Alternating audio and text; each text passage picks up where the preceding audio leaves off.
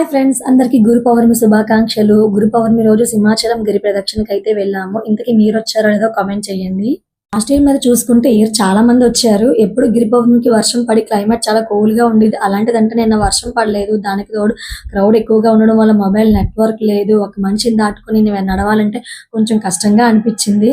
Year తో నాకు 13-14 years అవుతుంది, సరిగ్గా గుర్తులేదు. ఈ సంవత్సరం అయితే పాప, నేను, మా వారు కూడా వెళ్ళాము.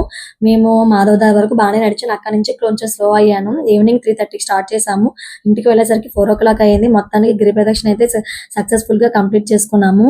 చెప్పులతో నడిచినా, చెప్పులు లేకుండా నడిచినా మన కాళ్ళకి ఎటువంటి ఇన్ఫెక్షన్స్ రాకుండా ఉండాలంటే ఇలా చేయండి. గోరువెచ్చని నీటిలో 1 టేబుల్ స్పూన్ పసుపు, అలాగే గల్లుప్పు, కొద్దిగా లెమన్ వేసుకొని కలుపుకొని మన 2 కాళ్ళను కూడా అందులో ఉంచి ఒక 5 minutes ఉంచుకుంటే కాళ్ళకి ఎటువంటి ఇన్ఫెక్షన్స్ రావు. అలాగే పొక్కులు రాకుండా, కాళ్ళ నొప్పులు లేకుండా చాలా రిలీఫ్ గా ఉంటుంది. ఒకసారి టిప్ చేసి చూడండి, చాలా బాగుంటుంది. Bye bye.